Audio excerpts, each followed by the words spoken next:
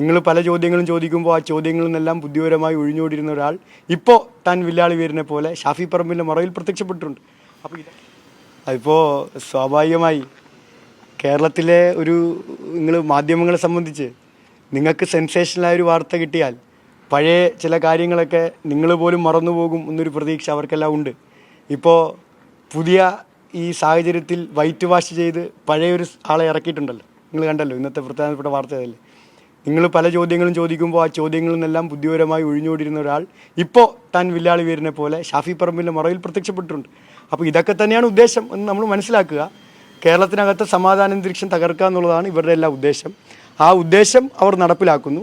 അതിൻ്റെ മറവിൽ കേരളത്തിനകത്ത് ഇവർക്കെതിരായി വരുന്ന രാഷ്ട്രീയ ആരോപണങ്ങളെ എങ്ങനെ രക്ഷപ്പെടാൻ കഴിയും എന്ന ഗൂഢാലോചനയാണ് ഇവർ നടത്തിക്കൊണ്ടിരിക്കുന്നത്. അപ്പോൾ ഒന്നിനെ മറയ്ക്കാൻ മറ്റൊന്ന് ഉപയോഗിക്കുക എന്നുള്ളത് അവരുടെ തന്ത്രമാണ്. ഇപ്പോൾ സ്വാഭാവികമായി നിങ്ങൾ സാധാരണഗതിയിൽ ഒരു യൂത്ത് കോൺഗ്രസ്സുകാരനോട് ചോദിക്കേണ്ട ചോദ്യം വയനാടിന് വേണ്ടി യൂത്ത് കോൺഗ്രസ്സുകാരൻ പിരിച്ച ഫണ്ട് എവിടെയെന്നാണ്.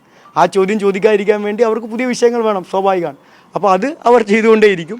അത് നിങ്ങളാണ് തുറന്നു കാണിക്കേണ്ട. സത്യത്തിൽ നിങ്ങളാണ് ആ ചോദ്യങ്ങളിൽ നിന്ന് സ്കിപ്പാവാതെ ഇത്തരം കാര്യങ്ങൾ വരുമ്പോഴും പഴയ ചോദ്യങ്ങൾ കൂടി ആവർത്തിച്ച് അവരോട് അതിൻ്റെ ഉത്തരങ്ങൾ തേടാനുള്ള പരിശ്രമം നിങ്ങൾ മാധ്യമങ്ങൾ നടത്തണം.